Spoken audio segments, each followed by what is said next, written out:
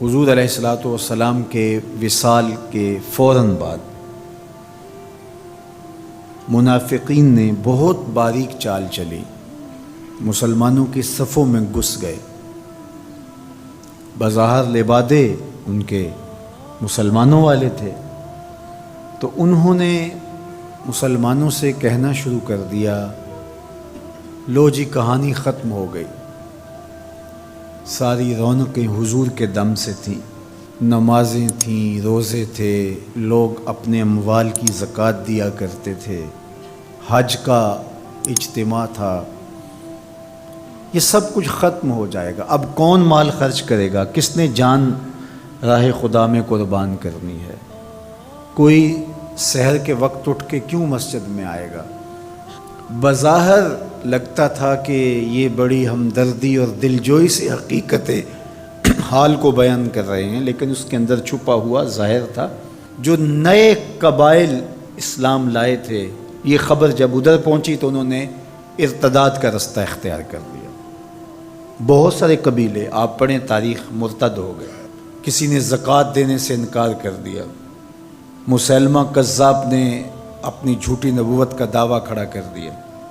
حضرت صدیق اکبر کا دل زخمی ہے، کلیجہ زخمی ہے، لیکن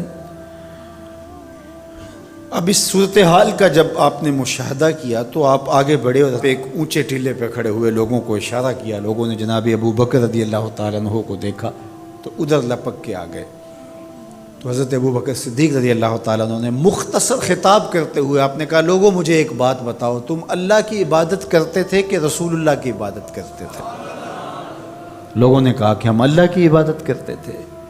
تو کہا کہ اگر تو تم رسول اللہ کی عبادت کرتے تھے تو حضور وصال کر گئے، اور اگر تم اللہ کی عبادت کرتے تھے تو وہ آج بھی حی ہے، لا یموت ہے، اسے موت ہے ہی نہیں۔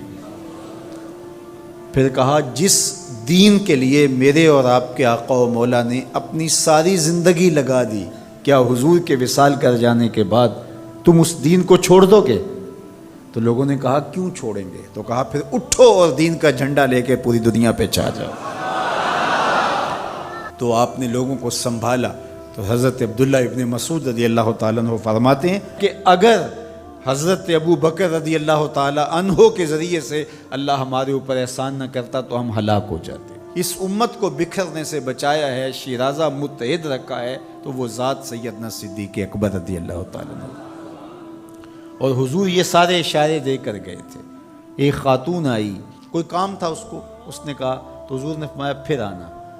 تو اس نے کہا کہ اگر میں پھر آؤں تو آپ نہ ہوں، اس کی مراد یہ تھی کہ آپ وصال کر گئے ہوں۔ تو آقا کریم علیہ السلام نے فرمایا، اگر میں نہ ہوا ابو بکر تو ہوں گے، میں نہ ہوا تو ابو بکر کے پاس آ جانا۔ اللہ اکبر۔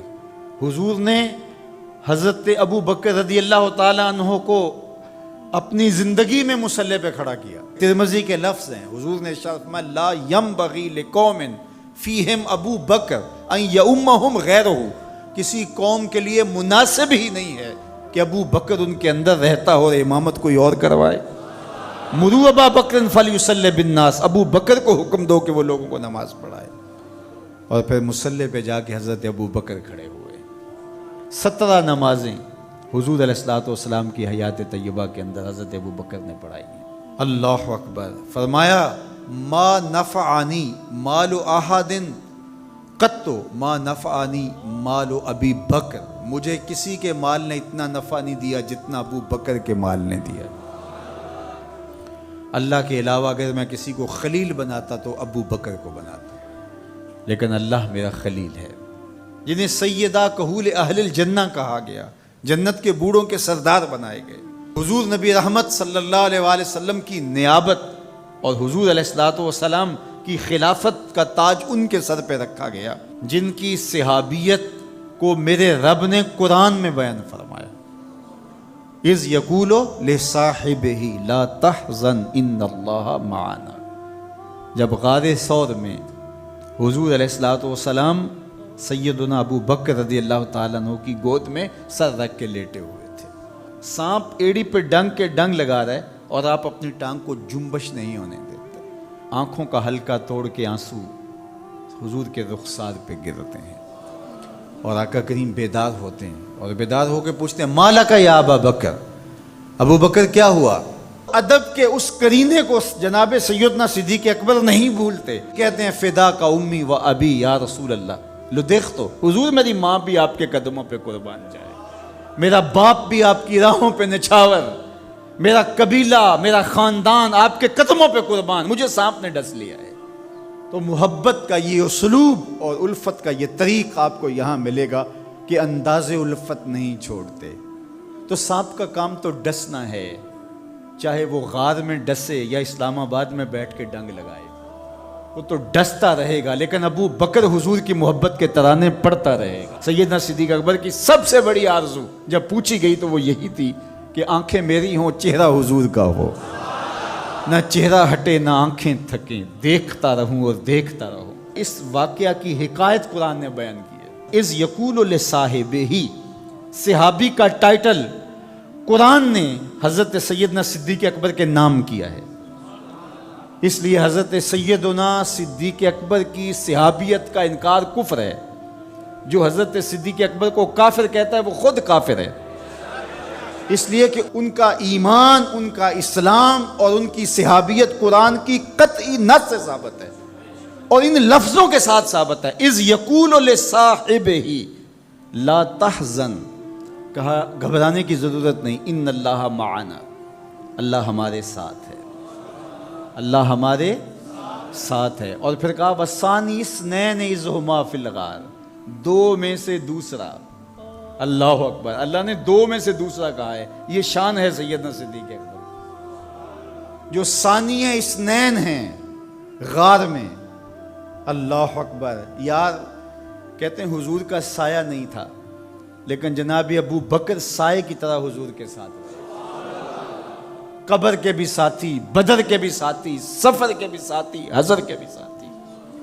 تو حضرت صدیق اکبر رضی اللہ تعالیٰ عنہ کی صحابیت قطعی نص سے ثابت ہے، اور سیدنا صدیق اکبر رضی اللہ تعالیٰ عنہ حضور علیہ الصلوۃ والسلام کے خسر ہیں۔ حضرت سیدنا صدیق اکبر رضی اللہ تعالیٰ عنہ کا دایاں ہاتھ حضور نے اپنے ہاتھ میں پکڑا ہے اور بایاں حضرت عمر کا ہاتھ پکڑا ہے، اور حضور ایسے مسجد نبی سے باہر نکل رہے ہیں، اور کوئی شخص داخل ہوا تو فرمایا قیامت کے دن ہم ایسے ہی اٹھائے جائیں گے، دائیں ہاتھ میں ابو بکر کا ہاتھ ہوگا، بائیں ہاتھ میں عمر کا ہاتھ ہوگا۔ اللہ اکبر، یہ ہیں حضرت ابو بکر رضی اللہ تعالیٰ۔ جو بدبخت سیدنا صدیق اکبر رضی اللہ تعالیٰ عنہ کے ایمان پہ شک بھی کرے وہ مومن نہیں رہتا۔ یہ وقت بھی آنا تھا ہمارے اوپر کہ پاکستان کے دارالحکومت میں کھڑے ہو کر کے سیدنا صدیق اکبر رضی اللہ تعالیٰ عنہ کے بارے میں ایسے نازیبہ کلمات کہے جانے تھے، استغفر اللہ، العیاذ باللہ۔ حضور علیہ الصلوۃ والسلام نے ارشاد فرمایا اذا رأیتم الذین یسبون صحابی فقولوا لعنۃ اللہ علی شرکم۔ عبداللہ ابن عمر سے روایت ہے، حضور نے فرمایا اگر تم کچھ لوگوں کو دیکھو میرے اصحاب کو گالی دیتے ہیں اور تم کہو تمہاری شر پہ اللہ کی لعنت ہو، یہ حضور نے حکم دیا ہے کہ یہ اس کے جواب میں کہو۔ اور ایک حدیث کے لفظ ہیں، حضور علیہ السلام نے ارشاد فرمایا من سب اصحابی فعلیہ لعنت اللہ والملائکۃ والناس اجمعین، جو میرے اصحاب کو گالی دے اس پر اللہ کی بھی لعنت، فرشتوں کی بھی لعنت اور تمام مخلوقات کی بھی لعنت۔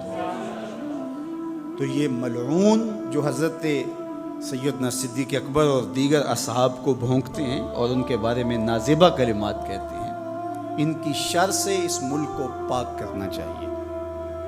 چنگاری جب بھڑکائی جاتی ہے تو پھر پورے شہر جل جاتے ہیں۔ 7-8 سال قبل کی کہانی ہمیں یاد ہے کہ کیا دردناک لمحات ہوتے تھے، روزانہ لاشیں اٹھانی پڑتی تھی، وہ ایسے ہی ناعاقبت اندیش لوگوں کی وجہ سے ہوا۔ اگر اداروں نے اس میں تساہل برتا، سستی سے کام لیا، یا کسی شخص کی خوشنودی کے لیے انہوں نے پسو پیش کیا تو یا معاملے کو گول مول کرنا چاہا تو حالات کنٹرول میں نہیں رہیں گے۔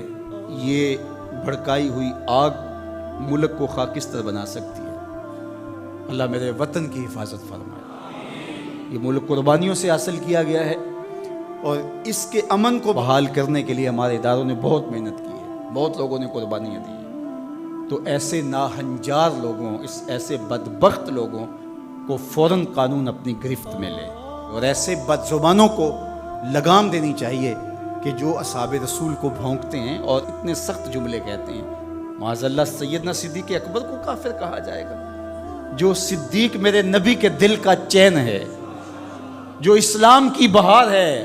عبداللہ ابن مسعود فرماتے ہیں بچے ہی ابو بکر کی وجہ سے تھے، ورنہ ہلاک ہو جاتے۔ جس ابو بکر رضی اللہ تعالیٰ عنہ کو حضور نے مصلی پہ کھڑا کیا، جس ابو بکر رضی اللہ تعالیٰ عنہ پہ اتنا اعتماد تھا کہ ہجرت والی رات ان کا انتخاب کیا۔